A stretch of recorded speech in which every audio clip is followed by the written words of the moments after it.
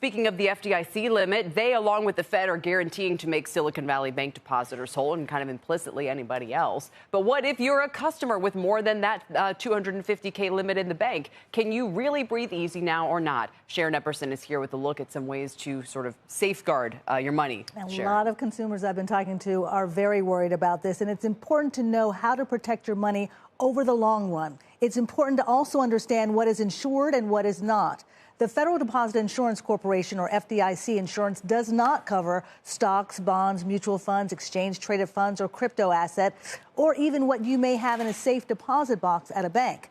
What the FDIC insurance does cover is your cash, up to $250,000 per depositor per bank. Now, coverage is automatic whenever a deposit account is opened at an FDIC-insured bank, and that includes checking, savings, money market accounts, and certificates of deposits, or CDs. If you have a joint ownership on an account, each of you can have up to $250,000 insured.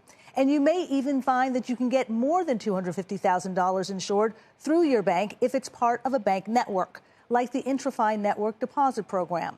Ask your bank for additional FDIC coverage, and here's how it could work.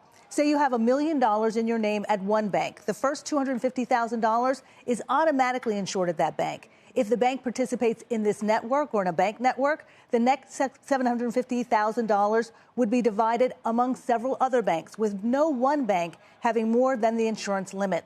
Now, you can also do this yourself by opening several accounts at different FDIC-insured banks, but that diversification is going to be really key in terms of where you put your money. As a first step, I'm not sure if you even have to shop around. I think you can do in your name a checking and savings account, in a spouse's name a checking and savings account. So even at your one institution, you could be up to maybe 4 accounts under that cap, potentially. But on the question of investments, IRAs, that kind of thing, as we were just hearing from Schwab, that's a little bit different animal with a different set of coverages. It's a different set of coverages if you're looking at a brokerage firm, but if you are at a bank, the other type of ownership category, they're single accounts, they're joint accounts. Another type of ownership category is retirement accounts, certain retirement accounts, including IRAs. So you could potentially have FDIC insurance on your IRA at the bank up to $250,000. Interesting. And then for small businesses? Well, for small business owners, for people who are running a nonprofit, they may have to have more than $250,000 in a bank. So it's important to ask if they're a part of a network and they can do this for you and go to other banks and make sure you're diversified that way, or you're going to have to do it yourself. Wow. Sharon, thank you so much. We appreciate it. Sure. Sharon Epperson today.